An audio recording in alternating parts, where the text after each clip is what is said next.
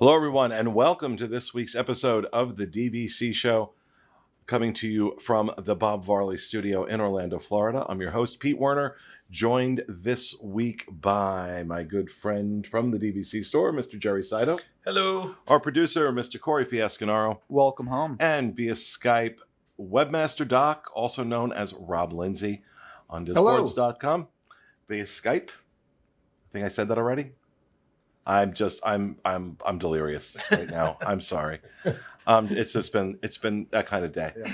Well, welcome to the show, folks. Hope your week is off to a good start. Before we get started, if you are interested in buying or selling a DVC contract, please check with my friend over here, Jerry, over at the Timeshare Store or the DVC Store, 1-800-550-6493, or you can head over to dvcstore.com.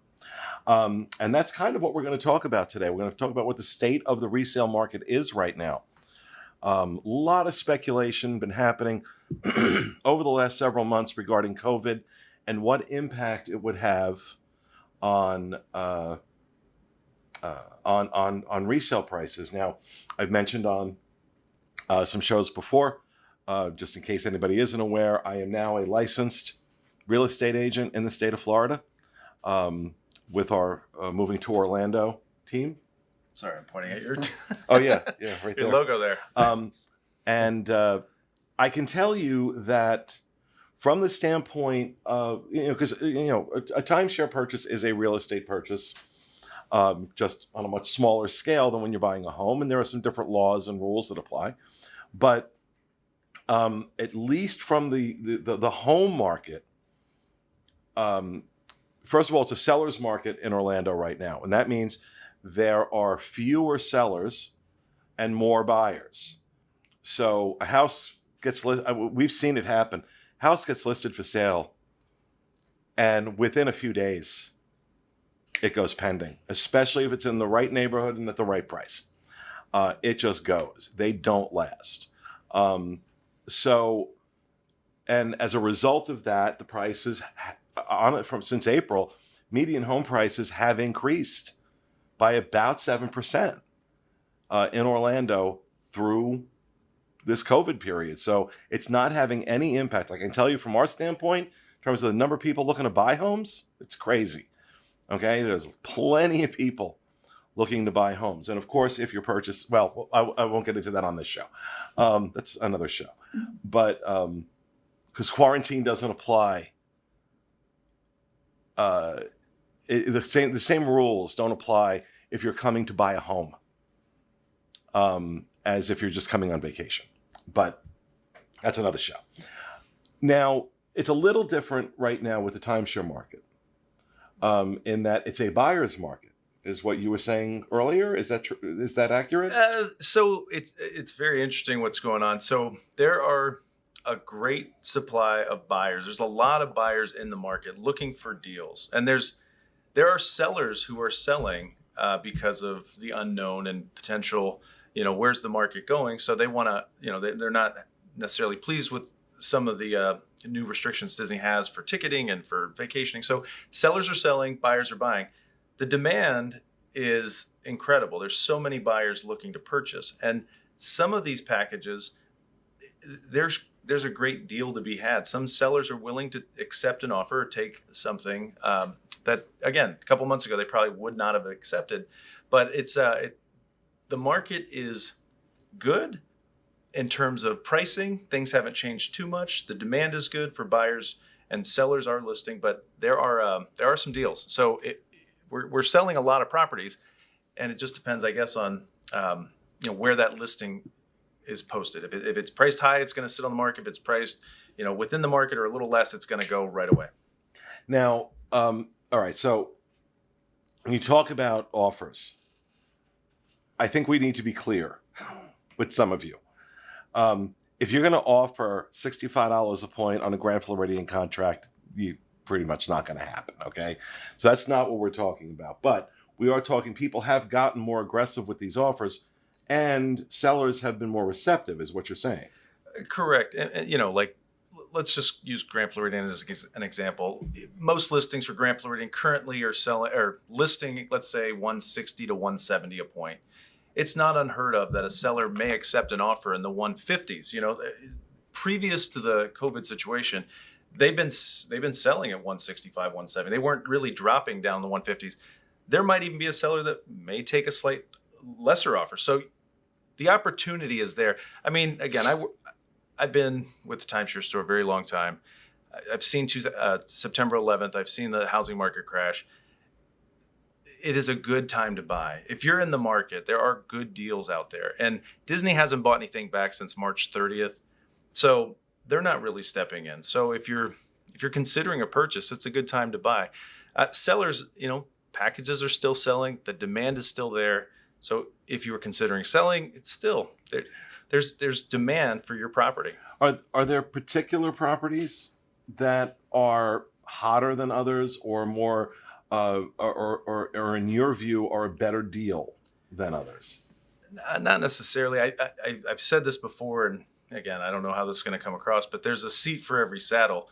There are buyers for every property. People love Vero Beach. They love Hilton Head, even though they're not on campus. So people love Boardwalk, Beach Club. They love all the different locations. So it doesn't necessarily, there isn't one that's a better deal than the other.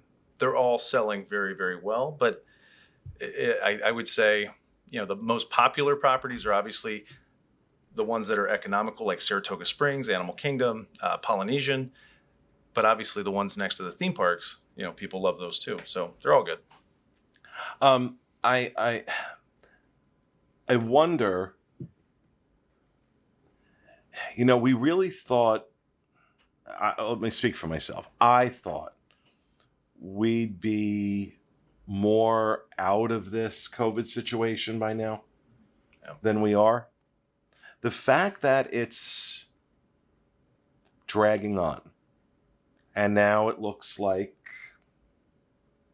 we're going to be dealing with this at least the rest of this year. Do you think that's going to encourage more people to sell?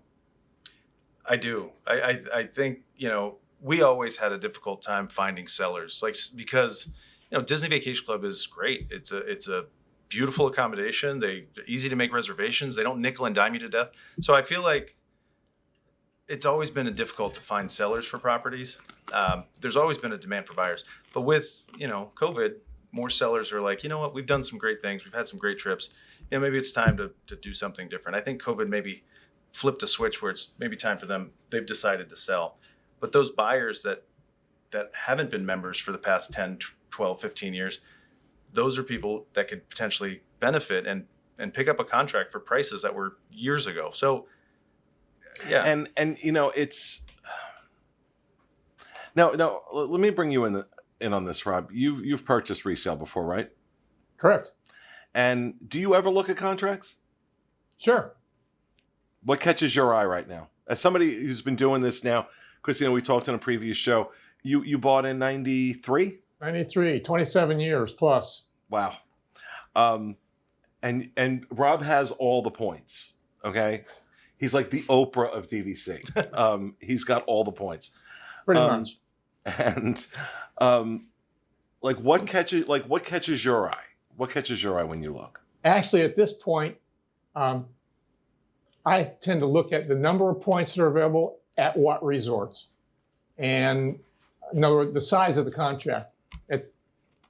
We're not in the market for additional DVC points now, but I still like to kind of get a feel for what the market is doing and where people are selling. Where are they 200-point contracts? Are they 100-point contracts? Are they 25-point contracts? And because everybody's got a niche that they're looking for. And I just like to get an idea of what's available right now. Yeah, I'm nowhere near Rob, but I've got about 1,100 points, and I'm not. You just passed us then. Didn't you used to have like 8 million points? Yeah, we sold one. Jerry helped us sell one. Oh, okay, okay. So yeah, I'm about 1,100 points now, and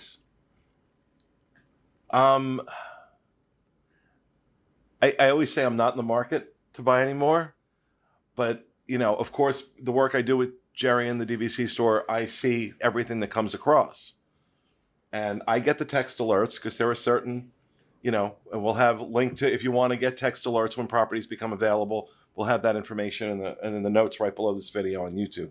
I'll get the alerts, and I'm seeing a lot. There's a lot of small point packages. Yeah, we've had a ton of like add-on contracts, which again tells me that those are members that are longtime members that are selling for whatever reason. So they bought 200 pointer, then they added 50, then they added 100, then they added 25, and they're selling all their membership. They're selling it all. So those add-ons are because that person's selling 5 contracts. Wow. Yeah, I mean, I see those come across. I'm like, oh, especially when they're in one of my use years. That the suggestion you made, I didn't listen to you. Buy them all in the same use year, and I didn't because I have February, March, and September. Yeah. So, but and food for thought on those add-ons you bring up, Pete. If you like an add, if you are in the market to buy something and you see an add-on, I do recommend not making the offer. You can always make offers. I'm not discouraging from making an offer. I'm just saying they sell very quickly. So if you like something and it's a good match, just be aware. There's 5 other people that are going to call us in 10 minutes to buy that. So just be aware. They the sell small point ones go really, really fast. They do, yeah. So would that mean then that the larger point contracts, because I wonder, the longer this drags on, I think the more people are going to start selling, and then it really does become a buyer's market, and that will drive the prices down. Sure. I mean, there's no question. But again, the catch is Disney, and we don't know if Disney's going to step in again. They haven't bought anything back in a while, but if they do, that would be the catch where prices are dropping. Disney steps in, they pull the price back up. Well, I found it interesting, and Rob, I don't know if you saw this, that DVC had a mechanics lien filed against them for work on on Saratoga Springs, on the rehab of Saratoga Springs. That Wow. they hadn't the vendor hadn't been paid. Wow. And it was $2+ million. And they had a vendor's lien. Now that's supposed to be coming out of dues. Yeah. So I'm saying to myself, That's out of the Capital Reserve Fund. right. So that's not supposed to be based on anything else. No. So I'm really wondering.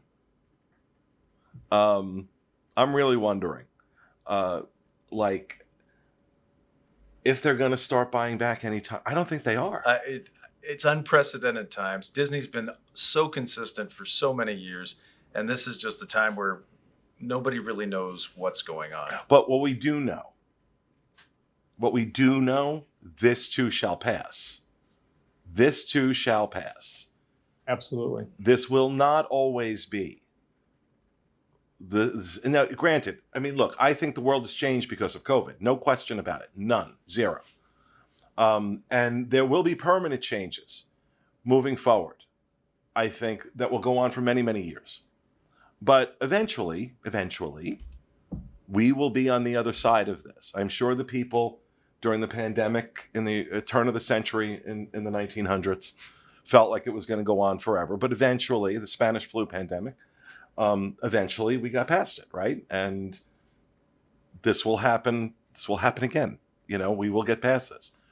And so it's about, and I think what we have right now is a lot of people that are watching, trying to find that low point. Right.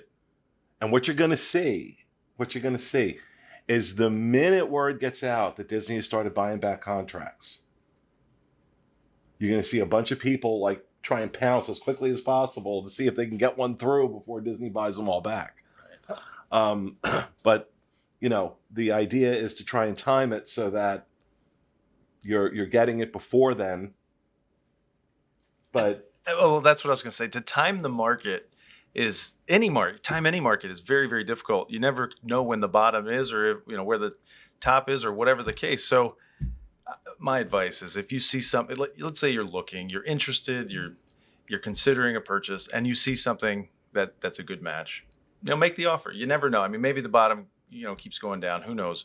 Maybe it doesn't. But if you see something, I always say make an offer. Try and see if you can get it. I was going to ask Fiasco if he keeps an eye on any of that now, but he just bought a house. So I don't think he's going to be buying any DVC contracts anytime soon.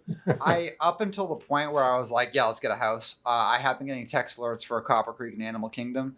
And, I've gotten the notification a number of times where I saw a low point contract and I got the temptation to. But ultimately, yeah, my mind's kind of off it because we are closing on a house hopefully this week. Nice. Yeah, hopefully. Yeah.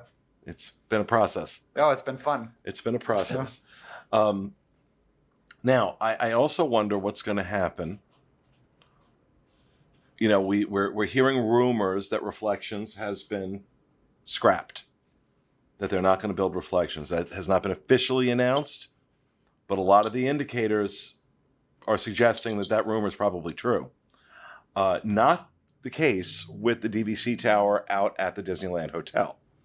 That appears to still be moving forward. And, have they reopened direct sales?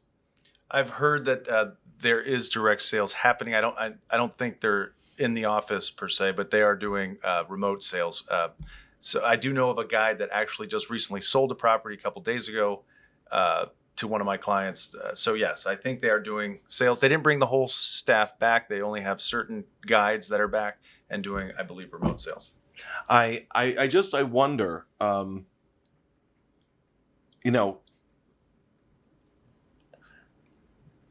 they start, I think we're a ways away from them selling the Disneyland Tower, but once that goes up for sale, you forget it. That's going to sell out in a matter of seconds. They were already challenged with Riviera before any of this went on. I can't imagine what impact this is going to have. And like you said, the resale market's pretty healthy right now. I wonder, do you think there's any possibility that Disney lowers the price on on direct sales? I would think so. I think they're in the business to sell property, and if they're not selling, they will do what it takes to motivate a buyer to buy. So I do think they would make incentives that attract buyers. Right. So they won't. They would not. You don't think they would actually lower the price? They'd still keep that price per point of $195, yeah, but offer these incentives that effectively lower it to something else. Right. But you would imagine those incentives would be unprecedented if they did it, right? I mean, isn't that what's coming next, Rob? Don't you think? I believe they're going to have to. That they're going to have to fatten I don't think they're going to lower the price. They have not historically done that, but they have sweetened the pot with these. They had some incentives that were double points. You buy 10 points and we're going to give you. You buy 25 points and we're going to give you 50 for the same price, type of thing. But, well, now there were other incentives years back where they offered annual pass vouchers. So you not only got a discount, but then they also gave you annual pass vouchers. So they do offer some creative things to get you interested. I think we're definitely going to see something along those lines. I think they're going to have to. They're going to have to, and I think they're going to have to before the year is out, because I think they're going to. I think if anything, I think you're going to see them do it before the end of September, because that's when their fiscal year ends. And right now, this fiscal year, is going to look horrifying. But remember, these are all different business units, right? They're all treated. Even though they're all quote unquote owned by Disney, they're all run as separate business units. So I gotta wonder what DVC is going to do to generate revenue, because right now they're not generating anything. They're not because dues and that's not revenue, right? That's got to be dues, and all that stuff has to be held for certain things. They're not allowed to use that to go buy themselves Louboutins. They gotta use that for very specific things. So, the money that they need to run the operation. Has got to come from somewhere. It's got to come from somewhere. So very interesting. I'm very interested to see how it all plays out. I mean, already, I hate using the unprecedented word, but it's unprecedented, everything we're seeing. But from a business standpoint, it's been fascinating to watch. It has been fascinating to watch, and I'm interested to see what they do. But it's well, I guess we'll just find out. We'll find out. But if you're interested in making an offer on a DVC contract or selling your DVC contract, 1-800-550-6493. Ask for Jerry or anybody. Anybody can help you. And they'll be more than happy to help you out. So that's going to do it, folks, for this week's episode of our show. We hope you enjoyed it. We'll see you again next week with another edition of the DVC Show. Have a great week.